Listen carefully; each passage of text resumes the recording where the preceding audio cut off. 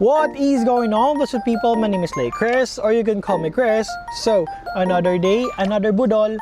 Hi everyone! So today's video is, ayan, isi-check na purchase natin sa Kugi Athletics. So without further ado, so ayan, ito yung part 3 na mag-unbox ako ng Kugi na merch. Ayan, so this is the last one.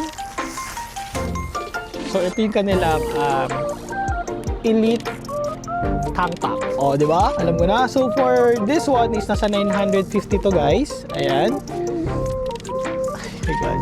I'm so happy kasi meron din akong white.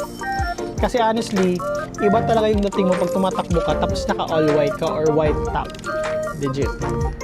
Ayan. So this one is ito yung kanilang tank top din. Ayan. All white. Ang ganda. Ayan o. Hindi mo nakasulat. Ayan. Again guys ha, pag sinabing tank top, ayan, yung likod. Tapos yung singlet kasi, ito yung pinagkaiba.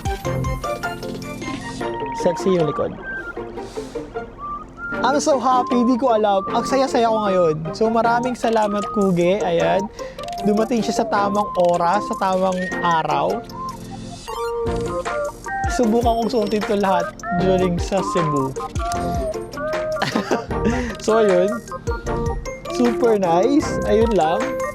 And yes, large size ako dito. And hindi na tayo bababa ng medium kasi masyado na tayong pa-sexy doon. So ayun lang. Look guys, tignan mo yung quality ng Kugi. Ayan.